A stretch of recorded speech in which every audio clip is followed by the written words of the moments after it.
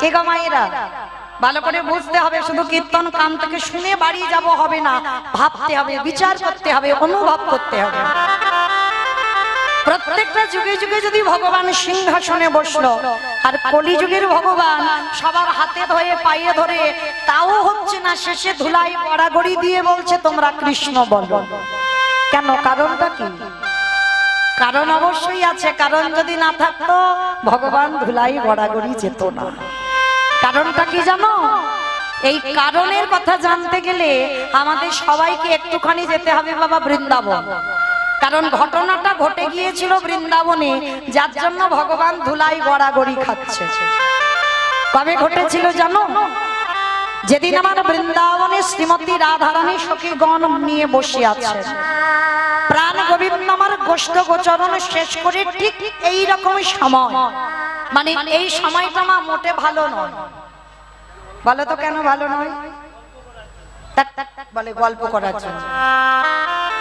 দিনের শেষ, সন্ধ্যার শুরু, যখন কলি চায় প্রত্যেকের কাছে আসতে, মানে গন্ডগোল হবে, মারামারি হবে, কাটাকাটি হবে, কথা কাটাকাটি হবে, এই সময়টা বেশি হয়। মানে কলি চায় এই হরিবাসরে যেন প্রবেশ করি, কিন্তু আমার বিশ্বাস আসবে না। কেন? এই সময়টা মা কোনো সিরিয়াল নয়, কোনো আন কথা নয়, কোনো কুকথা নয়, এই সময়টা হলো আমাদের ভজন সাধনের সময়। কি মায়েরা, সন্ধ্যাবেলায় ভজন সাধনের সময় তো।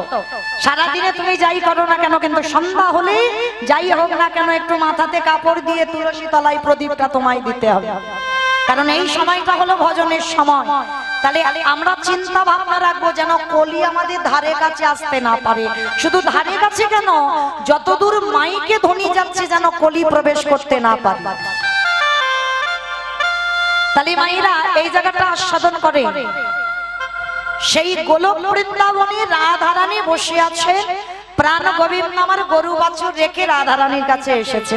রাধে, ভালো করে শুনবেন মা, অনেক জ্ঞানের চৈতন্যের কথা, আপনাদের বোঝার মতো কথা।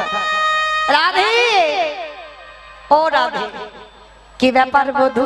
হঠাৎ এই সময়, তুমি তো কোনোদিন আমার কাছে আসো না, হঠাৎ তুমি এ সময় আমার কাছে এলে। বধূ বলো কি ব্যাপার? রাধে, অনেকদিন ধরে মনের ভিতরে একটা প্রশ্ন শুধু ঘোরাঘুরি করছে, কিন্তু উত্তরটা পাচ্ছি না। তাই রাধে, আজকের আমি তোমার কাছে এলাম, আমি উত্তরটা নেবার জন্য। আচ্ছা বলো বধূ, কি প্রশ্ন তুমি আমায় করবে? আচ্ছা রাধে, এই পৃথিবীতে তো ভক্তের অভাব নাই।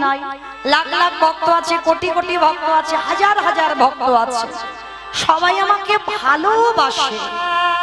কিন্তু এই যে সবাই আমাকে ভালোবাসে, সবার ডাকে কিন্তু আমি যাই না। ভালো করে শুনবেন মা, এক মন থেকে যেন দু মন হয়ে না যায়।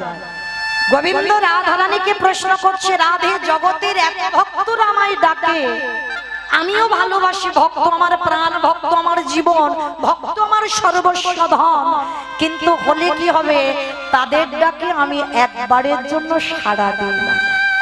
কিন্তু রাধে, তুমি আর তোমার ৮ জন সখী যদি একবার কৃষ্ণ বলো, আমি পৃথিবীর যেখানে থাকি না কেন, মণিহারা ফণির মতো, ভুজঙ্গহারা ভুজঙ্গিনীর মতো আমি তোমার চরণে ছুটে আসি। তাহলে বলতে পারো রাধে, জগৎ ডাকে আমি জগতের ডাকে সাড়া দিই না, হাজার হাজার লাখ লাখ কোটি কোটি ভক্ত ডাকে আমি সাড়া দিই না। আর রাধে, তুমি আর তোমার ৮ জন সখী যদি ডাকো, আমি থাকতে পারি না কেন? তাহলে বলো না রাধে, তুমি আমার কি এমন জিনিস দিয়ে ডাকো আমি পাগলের মতো ছুটে আসি? রাধারানী আমার মুচকি হেসে বলছে, বধূ, ওইটা বোঝার বোধগম তোমার এখন হয়নি। রাধে, তুমি বলো কি? আমি এতে সংশকলা পুংস কৃষ্ণেস্তু ভগবান স্বয়ং, আমার মধ্যে ঐশ্বর্য বীর্য যশ শ্রী জ্ঞান বৈরাগ্য লীলা কৃপা, আমি এই সব গুণে পরিপূর্ণ। আর তুমি কিনা বলছো, তুমি কিনা বলছো এই জগতে তোমার মতো নারীর কথা আমি বুঝবো না? বলে না, বলে অসম্ভব। আমি ষড়ৈশ্বর্যপূর্ণ ভগবান, আমি 64 গুণাধিপতি কৃষ্ণ, আমি 16 কলাই পরিপূর্ণ। অনিমা মহিমা প্রাপ্তি প্রকম্মা লঘিমা ইপ্সিতা কামা বসিতা স্থিতি ঐশ্বর্য বীর্য যশ শ্রী জ্ঞান বৈরাগ্য লীলা কৃপা।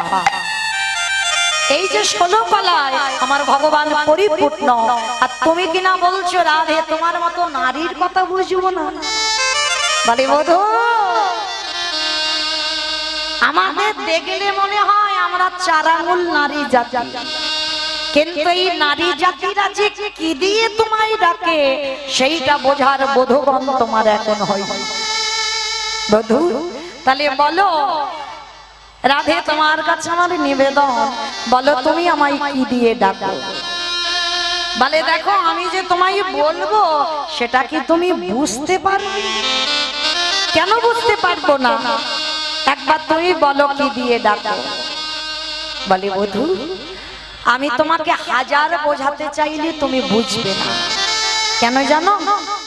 শোনো বধূ একটা কথা বলি, আমায়রা এই যুক্তিটা ভালো করে শুনবেন। এক ভিখারি দিন আনে দিন খায়, ভিক্ষা করতে করতে একটা 3 তলা বাড়ির সামনে গিয়ে ভিখারিটা দাঁড়িয়েছে, আর ভিখারিটা গিয়ে আঁচল পেতে বলছে বাবুজি ভিক্ষা আমি দেখি। যেই না বলেছে ভিক্ষা আমি দেখি, সঙ্গে সঙ্গে বড় লোকটা বাবা এত টাকা পয়সা আছে, কোনদিন বাবা চাকরির পেনশনের টাকা পায়, আর কাজের লোকজন আছে তারা সবকিছু দেখাশোনা করে, আর 3 তলার মালিকটা কোনদিন 3 তলা থেকে নিচের তলায় নামে না।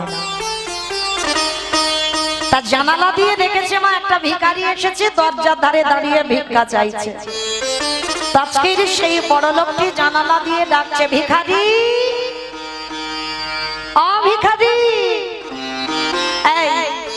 তুই যে 5 বাড়ির দাঁড়িয়ে দাঁড়িয়ে যাস, 5 বাড়ির দাঁড়িয়ে দাঁড়িয়ে সরু মোটা আতপ চাল পাস, হ্যাঁ রে ভিখারি তোর এই চালের স্বাদটা কেমন রে? ভালো করে শুনবেন, কে বলছে? বড় লোক ভিখারিকে প্রশ্ন করছে। তা ভিখারিটি করজোর করে বলছে বাবু আপনি তো ধনী, আপনি তো বড় লোক, আপনার মুখের উপরে তর্ক আমার ঠিক সাজে না, তবু আপনি যখন প্রশ্নটা করেছেন আমি না বলে পাচ্ছি না। বাবু একটা কথা বলবো, ওই 3 তলার উপরে বসে থাকলে তো আমার চালের স্বাদ বুঝতে পারবেন না। আগে আপনাকে 3 তলা থেকে নিচের তলায় নামতে হবে, আমার মতো 5 বাড়ির দাঁড়িয়ে দাঁড়িয়ে যেতে হবে, 5 বাড়ির দাঁড়িয়ে দাঁড়িয়ে গিয়ে সরু মোটা আতপ চাল নিতে হবে, সেই চাল নিজে রন্ধন করে নিজে প্রসাদে পেলে তবেই তুমি বুঝতে পারবে ভিখারির চালের স্বাদটা কেমন। নিতাই গৌর প্রেমানন্দে হরি বল হরি বল হরি বল। আমাইরা বুঝেছো আমার কথা? বলো তো মায়েরা, যারা যারা আমরা রেশনের চালের অন্ন পাই, আর যারা একটু ধনী হয়, যারা বড় লোক হয়, তারা কি রেশনের চালের ভাত খায়? তারা কি করবে? রেশনের চালগুলো বিক্রি করে বাজার থেকে সরু সরু চাল এনে অন্ন তৈরি করে প্রসাদ খায়।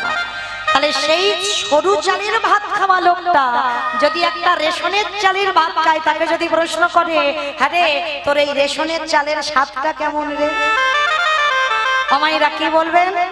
নিশ্চয়ই তাকে বলতে হবে আগে রেশনের চাল রান্না করে খাও, তবে তো বুঝবে যে রেশনের চালের স্বাদটা কেমন। তাহলে এতক্ষণ কথাগুলো কে বলছে? মৌমিতা। আমি বলবো কেন? রাধা রানী গোবিন্দকে বলছে বধূ কে ও গো বধূ